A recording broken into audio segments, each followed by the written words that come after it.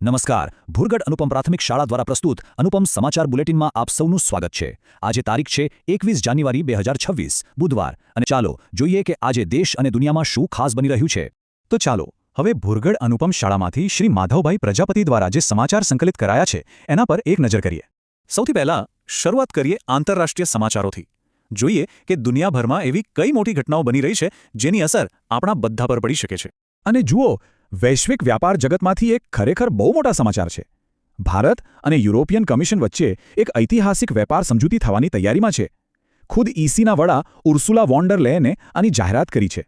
અને તમને કહું, આ અત્યાર સુધીની સૌથી મોટી સમજૂતી બની શકે છે. હવે આ સમજૂતી કેટલી મોટી છે એનો અંદાજ લગાવો. આ ડીલથી લગભગ 2 અબજ લોકો એટલે કે 2 બિલિયન લોકોને અસર થશે.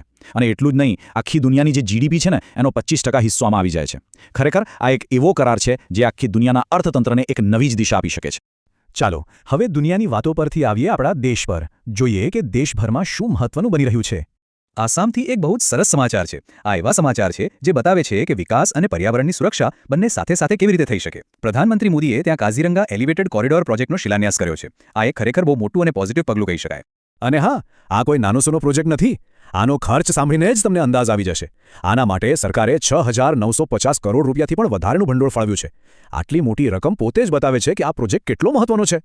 તો સવાલ એ થાય કે આ 86 કિલોમીટર લાંબો કોરિડોર બનાવવાનો હેતુ શું છે? જુઓ, આના 2 મુખ્ય ફાયદા છે.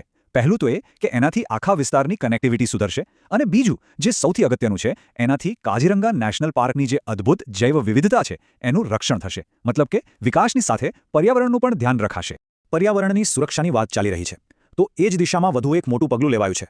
અરવલ્લીની પહાડીઓમાં જે કુંભલગઢ વન્યજીવ અભયારણ્ય છે એની આસપાસના વિસ્તારને હવે ઇકો સેન્સિટિવ ઝોન જાહેર કરી દેવામાં આવ્યો છે.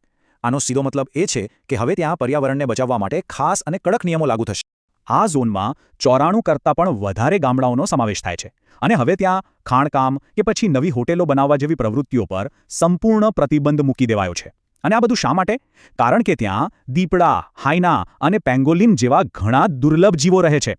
એમના ઘરને બચાવવા માટે આ બધું કરવામાં આવી રહ્યું છે. ચાલો હવે રાષ્ટ્રીય સ્તરેથી થોડા સ્થાનિક સમાચારો પર આવીએ. ખાસ કરીને ગુજરાત અને ઉત્તર પ્રદેશમાંથી કેટલાક મોટા ઔદ્યોગિક વિકાસના સમાચાર છે. અને હવે ગુજરાત માટે એક બહુ જ મોટા અને સારા સમાચાર. દેશની સૌથી મોટી કાર બનાવતી કંપની મારુતિ સુઝુકી હવે ગુજરાતના ખોરજમાં એક બહુ જ મોટો પ્રોડક્શન પ્લાન્ટ શરૂ કરવા જઈ રહી છે. આ પ્લાન્ટની કેપેસિટી કેટલી હશે એ જાણવું છે. અહીં દર વર્ષે 10 લાખ, જી હા 1 મિલિયન કાર બનશે. આનાથી મેક ઇન ઇન્ડિયાને તો બળ મળશે જ, પણ સાથે સાથે સ્થાનિક લોકોને હજારો નોકરીઓ પણ મળશે. હવે વાત કરીએ ટેકનોલોજીની. ઉત્તર પ્રદેશમાંથી એક મોટા સમાચાર આવી રહ્યા છે. વર્લ્ડ ઇકોનોમિક ફોરમમાં એક ડીલ થઈ છે જે મુજબ યુપીમાં દેશનું સૌથી મોટું AI બેઝડ ડેટા સેન્ટર બનશે. આ એક એવું પગલું છે જે ભારતને ટેકનોલોજીની દુનિયામાં વધુ આગળ લઈ જશે. આ પ્રોજેક્ટમાં કેટલું મોટું રોકાણ છે એનો આંકડો તો જુઓ. યુપી સરકાર અને AM નાડુ ગ્રુપ વચ્ચે 2.27 લાખ કરોડ રૂપિયાના MOU સાઇન થયા છે. વિચાર તો કરો. આ સેન્ટર ધીમે ધીમે 2030 સુધીમાં તૈયાર થશે અને આવનારા સમયની ટેકનોલોજી માટે એક મજબૂત પાયો નાખશે. સારું, તો હવે બીજા બધા સમાચારો પરથી સીધા જઈએ ખેલ જગત તરફ. ચાલો જોઈએ સ્પોર્ટ્સની દુનિયામાં શું ચાલી રહ્યું છે. ક્રિકેટના ચાહકો માટે મોટા સમાચાર. આજે ભારત અને ન્યૂઝીલેન્ડ વચ્ચે T20 સિરીઝની પહેલી મેચ છે.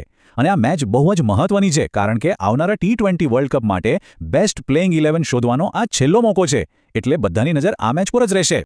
હવે બેડમિન્ટનની દુનિયામાંથી એક થોડા દુઃખદ સમાચાર છે. આપણી સ્ટાર શટલર અને ઓલિમ્પિક મેડલ વિજેતા સાયના નેહવાલે રિટાયરમેન્ટની જાહેરાત કરી દીધી છે. છેલ્લા 2 વર્ષથી એ ઘૂંટણની ઈજાથી પરેશાન હતા.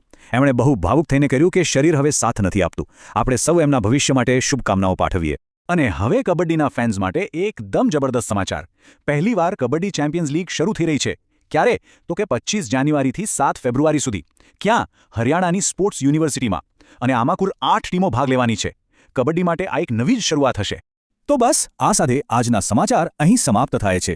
એવી પ્રાર્થના કે આજનો આપણો દિવસ મંગલમય અને આનંદથી ભરેલો રહે. વિદ્યાની દેવી માં સરસ્વતીના આશીર્વાદ આપણા સૌ પર બન્યા રહે. જય હિન્દ.